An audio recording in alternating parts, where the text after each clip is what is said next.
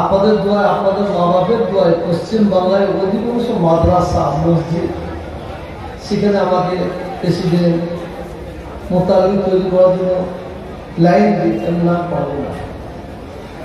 শুধু হযরতে বড় হুজুর পীর কেবলা রহমাতুল্লাহ আলাইহি, আমার মেজ সাহেবজাদা, আমার এবং আমাদের খুবই হৃদয়ের মানুষ জনাব হযরত পীর ইব্রাহিম সিদ্দিকী ভাই সাহেব, তিনি থেকে একদিন আমার বাড়িতে এসে হাজির হয়ে গেলেন। ভাইজান কি খবর? তো ভাই আপনার কাছে আমি এসেছি, অনেক তো ভাই আছে, মানে আপনি আমার কাছে আসলেন কেন? আপনি তো আমাকে অর্ডার করতে পারতেন, হুকুম করতে পারতেন, আমি চলে যেতাম।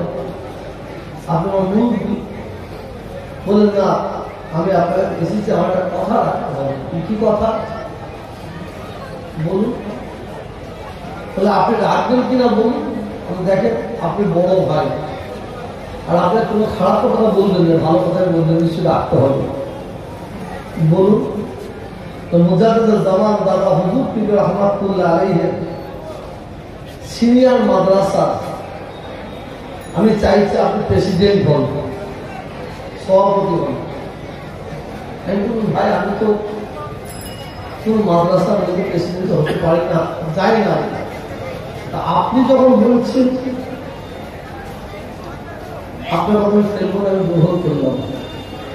দাদা হুজুর পীর রহমাতুল্লাহ আলাইহি মাদ্রাসা সিনিয়র মাদ্রাসা প্রেসিডেন্ট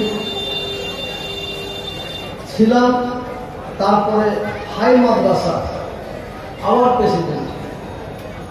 মেজর হুজুর পীর রহমাতুল্লাহ আলাইহি কথা বলে গিয়েছিলেন, আমার কানে আছে, বাবা যদি কাউকে অতি সহজে জাহান্নামে পাঠাতে চাও, তাকে মাদ্রাসা মসজিদের ক্যাশিয়ার বানিয়ে দিও, ক্যাশিয়ার বানিয়ে দিও। মসজিদ মাদ্রাসার পয়সা আছে, হাঁটতে হাঁটতে একটু ইদিকুদি হয়ে গেলে বিপদে পড়ে যাবে, সেই ভয়টা আমার আছে।